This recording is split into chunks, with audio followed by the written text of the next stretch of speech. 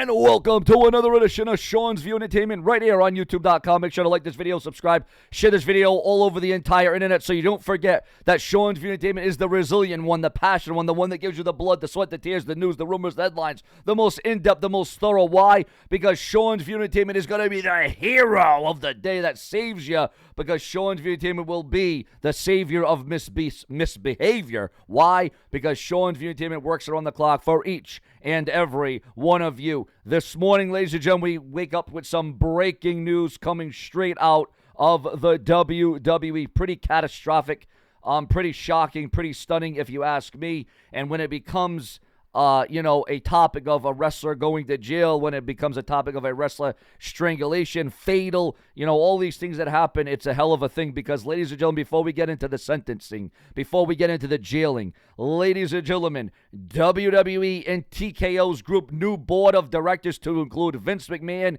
and Nick Khan, but not Triple H. Now, you said, Sean, well, we heard that news 2 days ago, but again, it is still not including the game Triple H. Also, we got breaking news from SmackDown backstage last night that you have not heard or seen yet. Ladies and gentlemen, as we all know, Jey Uso was betrayed by his brother Jimmy, which cost him the title at SummerSlam. Last night, Jey Uso confronted his brother on the Blue Brand. Jimmy gave reasons that he loves his brother and he didn't want his brother to turn out like Roman Reigns. Jey Uso eventually hit Roman Reigns, Solo Sikoa, and Jimmy Uso with super kicks. He then announced that he left the Bloodline. He was leaving SmackDown and quitting WWE as well.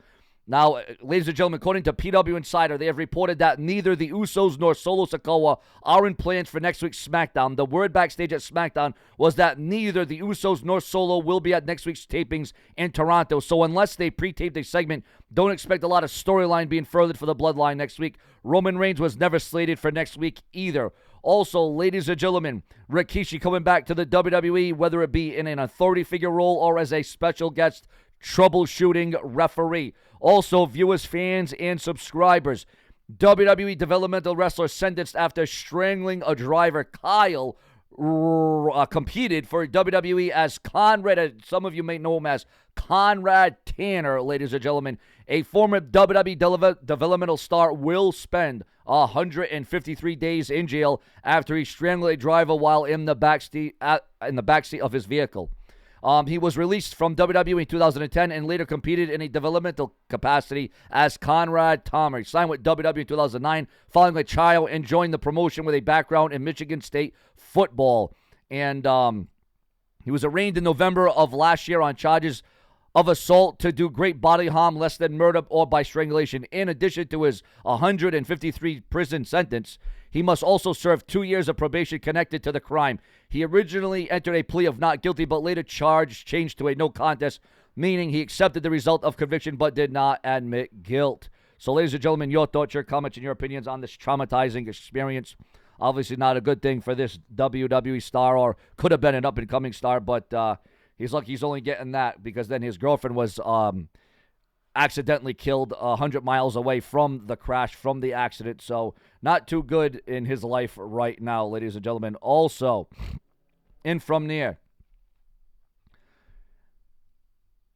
Booker T says that the WWE broadcaster Michael Cole won't ever be able to retire now that he's got double duty on Raw and SmackDown. What do you guys think about Michael Cole on Raw and SmackDown?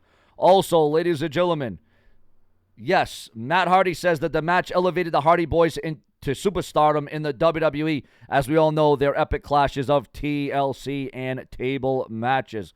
Also, ladies and gentlemen, what do you think about Austin Theory losing the United States Championship last night?